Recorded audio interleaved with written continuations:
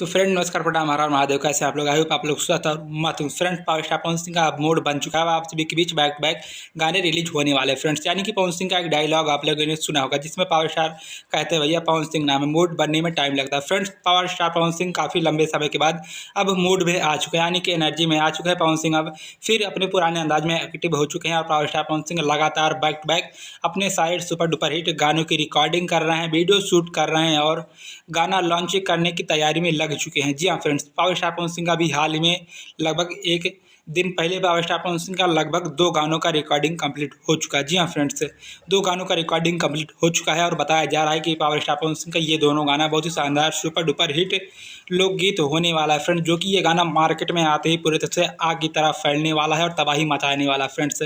तो power star Pawan Singh जब mood में आते हैं तो भैया किसी को बजने नहीं देने वाले हैं। भैया आप पावर स्टार मूड में आ चुके हैं, पावर स्टार गानों की रिकॉर्डिंग कर रहे हैं, वीडियो की शूटिंग कर रहे हैं। पावर स्टार के 2 गानों की रिकॉर्डिंग हो चुकी है, 2 गानों का वीडियो शूटिंग हो चुका है। यानी कि अब पावर स्टार एकदम अपने एनर्जी के साथ फिर उसी पुराने अंदाज में शेर की तरह भोजपुरी इंडस्ट्री में कम बैक करने वाले हैं, दहाड़ने वाले हैं भोजपुरी इंडस्ट्री में। उनके सामने कोई टिकने नहीं वाला फ्रेंड्स।